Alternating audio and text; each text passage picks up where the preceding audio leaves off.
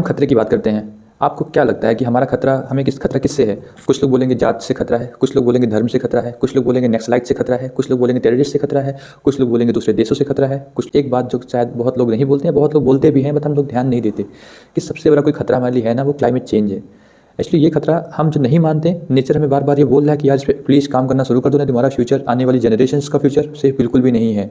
ऐसा मैं क्यों बोल रहा हूँ? ऐसा इसलिए बोल रहा हूँ कि रिसेंट में एक रिपोर्ट आई नवंबर में, जिसमें ये पता चलता है कि जो ऑस्ट्रेलिया का नॉर्थ ईस्टर्न पार्ट है, वहाँ पर यार ऐसा हो रहा है कि जो फॉरेस्ट है वो नेक्स्ट कार्बन सोर्स बनता जा रहा है। इसका मतलब अब तक जंगलों का काम होता था कि कार्बन डाइऑक्साइड को एब्जॉर्ब करेंगे, ग्रीन हाउस गैसेस को कम करेंगे, बट नाउ जो रिपोर्ट आई है वो ये बता रही है कि अब वो ग्रीन हाउस गैसेस को एब्जॉर्ब नहीं, एनवायरमेंट के अंदर वापस दे रहे हैं। क्यों ऐसा हो रहा है?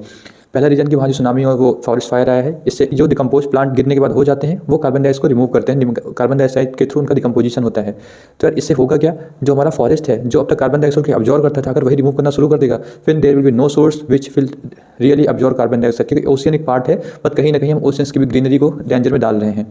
दूसरा, हमें जीवन के लिए चाहिए क्या? पानी। अभी एक रिपोर्ट आ रहा है, ये वाटर में आर्सेनिक का कॉन्टामिनेशन बहुत ज़्यादा बढ़ता जा रहा है, खासकर इंडिया में। इंडिया में जो वाटर क्वालिटी इंडेक्स की रैंकिंग है, इंडिया की रैंक 120 है आउट ऑफ 122 कंट्रीज। कितनी सोचने की बात है, लाइक हमारा फ्यूचर, हमारे बच्चों का फ्यूचर सब डेंजर खतरे में है। फिर बात करते हैं हम सॉइल की, खेत की जो उगाते हैं, या सॉइल में देखो कॉन्टामिनेशन बढ़ता जा रहा है। एक तो फूड कॉन्टामिनेशन मार्केट में आ रहे हैं, दूसरा सॉइल अपने आप में इनफर्टिलिटी हो रही है उनके अंदर, तीसरा कि सॉइल बच कहाँ रही है, लैंड अब हम तो उसके लिए घर बनाना शुरू कर दिए हैं।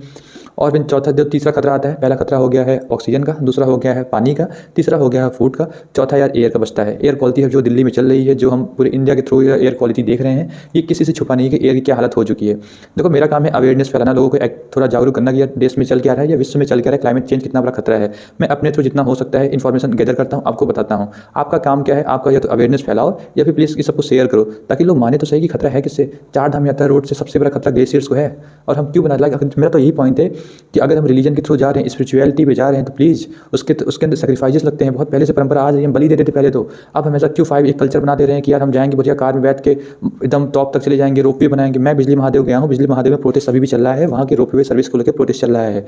आई डोंट नो लोग वहाँ क्यों एक्टिवली पार्टिसिपेट नहीं कर रहे हैं। यार अगर तुम्हें स्पिरिचुअल तुम्हें बिलीव है कि यहाँ जाने से हाँ कुछ अच्छा लगता है, उनको शांति मिलती है, तो यार स्ट्रगल करो ना।